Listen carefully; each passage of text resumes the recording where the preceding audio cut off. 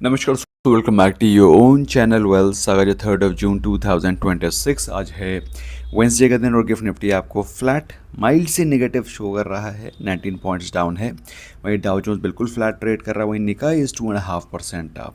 Now I want your attention to be drawn towards the level at which GIFT Nifty is trading, which is 23,473, जो कि कल की closing 23,483 से 10 points negative open हो रहा है। वहीं कल के दिन के बारे में बात रहे हैं, मार्केट गैप डाउन ओपन हुआ था। गैप डाउन ओपन होने के बाद अपने गैप को फिल किया। अल्टीमेटली निफ्टी 50 क्लोज हुआ 100 points plus, Nifty bank 71 points plus.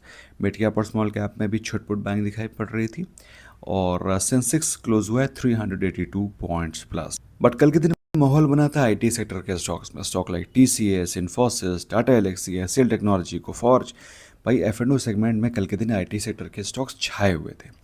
15 दिनों पहले हम लोगों ने आईटी सेक्टर को स्टडी किया था, आईटी इंडेक्स को स्टडी किया था। उस समय टीसीएस 2020 मतलब आज से करीब करीब 6 साल पहले के प्राइस पे मिल रहा है आपको, मिल रहा था। अभी भी आपको 2020 2021 के प्राइस में ही मिल रहा है। और आईटी इंडेक्स 2021 के प्राइस पे ट्रेड कर रहा था। मतलब एक sizeable correction already IT sector में हो चुका है। बट अगेन, अगर आपका व्यू लंबा है तो ही इन्वेस्टमेंट करें, क्योंकि आईटी सेक्टर में वॉलेटिलिटी बनी रहेगी। लूजर्स के बारे में बात रहे, एनएचपीसी 6.5% के आसपास गिरता हुआ दिखाई पड़ा कल के दिन, और 6% का सब जो ग्रीन शू ऑप्शन है वो भी एक्टिवेट हो गया है। FM was 5.5% down, Hitachi Energy was 3.5% down, BSC Limited was 3.5, BSC Energy नहीं, BSC Limited was 3.5% down, and NTPC was also among the top losers. अच्छा, कमोडिटी सेक्शन में क्या है कि अभी इतना ज़्यादा ट्रम्प की कोशिश करने के बाद कि ये वॉलेटाइल रहे, थोड़ा महंगा रहे, थोड़ा इन्फ्लेटेड रहे, अभी ये सब ने सब अपनी अपनी चाल पकड़ ली है। मतलब ये लोग अभी बिल्कुल शांत बैठे हैं। क्रूड में भी कोई हलचल नहीं कर पा रहे हैं, गोल्ड में भी कोई हलचल नहीं कर पा रहे हैं, सिल्वर में भी कोई हलचल नहीं कर पा रहे हैं। और यही रीज़न है कि वॉलेटिलिटी भी क्रैश कर रही है। तो अभी पूरी की पूरी कोशिश की जा रही है क्रूड को इन्फ्लेटेड प्राइस में रखने की। और कुछ समय बाद क्या होगा कि ट्रम्प कुछ भी बोले, क्रूड पे फ़र्क नहीं पड़ेगा। And that is a precise reason when the market will start to go up and market will become bullish.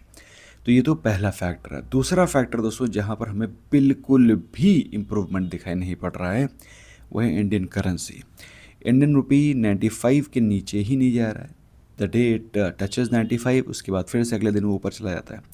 तो इंडियन रुपी में स्ट्रेंथ आना बहुत ज़रूरी है for market to become bullish, for FIIs to return, for Indian economy to stabilise. फिलहाल कई छोटे छोटे स्टेप लिए जा रहे हैं कि गोल्ड में रेस्ट्रिक्शंस, सिल्वर में रेस्ट्रिक्शंस, आरबीआई भी अपने एंड पे कई सारे रेस्ट्रिक्शंस ले रही है। आरबीआई का गोल्ड का रिजर्व लाइफ टाइम हाई पर चल रहा है। तो कई सारे स्टेप्स लिए जा रहे हैं, but let's see how it pans out. Nifty 50 में कल के दिन जो गिरावट, कल के दिन जो तेज़ी हुई थी 23,484। इंपॉर्टेंट सपोर्ट लेवल 23,300 है, जहाँ से कल के दिन भी बाउंस बैक आया है। अल्टीमेट सपोर्ट है 23,150 फॉर दिस वीक, ठीक है। बैंक निफ्टी के लिए अल्टीमेट सपोर्ट इज़ 53,000 लेवल, जो कि कल के दिन हमने डिस्कस किया था। 53,200 एंड 52,950, कल के दिन एग्जैक्टली 53,200 के लेवल से बाउंस बैक हुआ था मार्केट। तो अगर आपको याद नहीं है तो फिर आपको कल शाम का इवनिंग रैप देखना चाहिए। सेंसेक्स के पिवट लेवल्स आपके सामने हैं। 73,600 is the important support level, जहाँ से कल के दिन बाउंस बैक आया था, एंड 73,000। दोस्तों, इन सभी पिवट लेवल्स को मैंने बिल्कुल चेंज नहीं किया है, ये कल के दिन के ही पड़े हुए हैं। तो इसका मतलब आप समझ सकते हैं कि जो लेवल्स हम लोग डिस्कस करते हैं they are so important. FIIs ने कल के दिन सेलिंग करी है मैसिव 8363 करोड़ की, डीआईएस की तरफ से बाइंग है 9600 करोड़ वर्थ ऑफ स्टॉक्स की। मैं आपको बोल रहा हूँ ना दोस्तों कि विक्स क्रैश हो रहा है। क्यों? क्योंकि ट्रम्प के स्टेटमेंट्स का अभी जो इम्पैक्ट पड़ना है वो धीरे धीरे करके बंद हो जाएगा। क्रूड की वॉलेटिलिटी भी ख़त्म हो जाएगी, और क्रूड की वॉलेटिलिटी ख़त्म होना, क्रूड डॉलर 80 पर बैरल के आसपास आना इंडिया के लिए बहुत ही पॉजिटिव न्यूज़ होगी।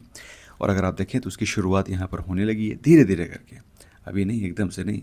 क्योंकि ट्रम्प कुछ बोल देगा, कहीं कुछ बम फुटा देगा, फिर से वॉलेटिलिटी बढ़ जाएगी। But things are improving a bit. Put call ratio देखें तो कल के दिन एक्सट्रीमली बियरिश था, 0.69, वहाँ से 1.03 पहुँच गया है। गुड न्यूज़ के बारे में बात रहे हैं, धानुका एग्रीटेक में बायबैक का ऑफ़र है। छोटा सा बायबैक है, 70 करोड़ रुपए का। 70 करोड़ का कोई बायबैक होता है, एनीवे 5 लाख शेयर बाय कर रहे हैं 1400 रुपीज़ पर शेयर के प्राइस पे। इन्फोसिस ने एक्सपेंशन के बारे में बातचीत करी है, जहाँ पर वो स्ट्रैटेजिक कोलैबोरेशन कर रहे हैं विद डीएनबी बैंक। अब डीएनबी नॉर्वे का लार्जेस्ट बैंक है, ठीक है, वहाँ पर उनके फिन क्राइम ऑपरेशंस को स्ट्रीमलाइन करेंगे। जॉन कॉकरेल, जिनको पता नहीं दोस्तों ये कंपनी क्या करती है, हम लोग क्या है रिलायंस, HUL, TCS इन्हीं में पड़े रह जाते हैं, मतलब हम लोग कुछ और सोच ही नहीं पाते हैं। जॉन कॉकरेल को दोस्तों इनफैक्ट हो सकता है कि हम ही लोग कवर कर रहे हैं, बाकी कोई कवर भी नहीं कर रहा है। दोस्तों John cockerel is a multinational company जो कि infrastructure, railways, power, energy, in fact अगर आप न्यूक्लियर पावर की थीम को पकड़ना चाहते हैं तो भी John cockerel is a great stock, इसको आप स्टडी करें। कंपनी को नया ऑर्डर मिला है 1250 से करीब करीब 1300 करोड़ रुपए के आसपास फ्रॉम JSW विजयनगर मेटेलिक्स। तो ज़बरदस्त कंपनी है, इसको स्टडी करिए, इसके चार्ट को स्टडी करिए। MNC कंपनी है, ठीक है। तो काफ़ी लोग बिज़नेस को ही नहीं समझ पाते हैं कि आफ्टर ऑल ये करता क्या है। तो ये एक, जैसे कि आपके पास KEC इंटरनेशनल है ना, मल्टी फेरस बिजनेस पकड़ के चलता है, वैसे ही जॉन कॉकरेल है।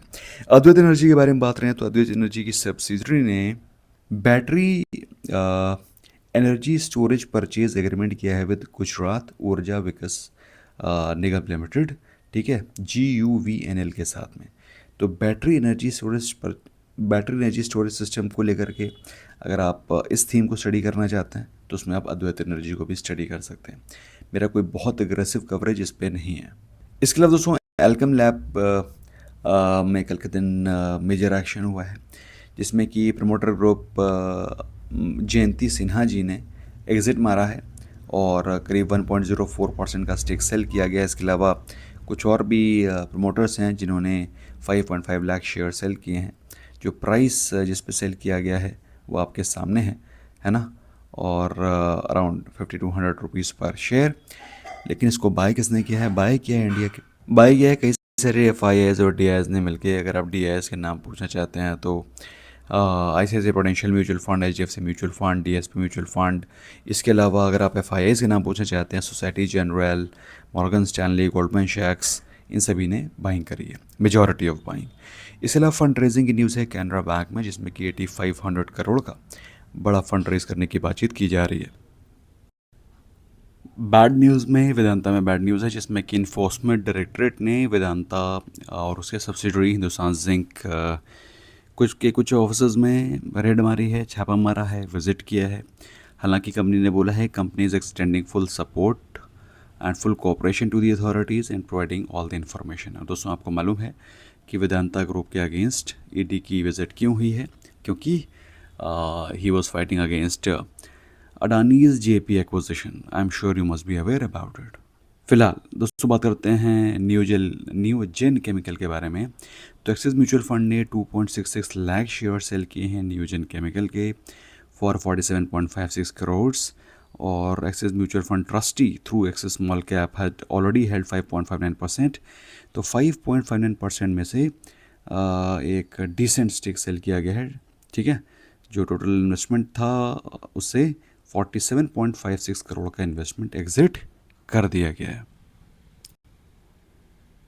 इसके अलावा जो स्टॉक बैन में है उसमें अंबर और काइनीज और कोई मेजर रिजल्ट्स बचे नहीं हैं। जितने भी रिजल्ट्स हैं they already have been disclose and discussed. So बाकी ऑफ कोर्स जो स्टॉक्स हमने कल शाम को डिस्कस किए उनको आप स्टडी कर सकते हैं। IT सेक्टर को लेकर के मैं फिर से बोलना चाहता हूँ, अगर आपका होराइजन 2 साल का है तो ही इन्वेस्टमेंट करें। शॉर्ट टर्म में अगर आप इन्वेस्टमेंट करना चाहते हैं 5-10% का ही प्रॉफिट लेकर के निकल सकते हैं। But if you want to really make sizeable money, sizeable corpus, you will have to wait for 2 years। That's all from my friends, thank you so very much, bye bye for now.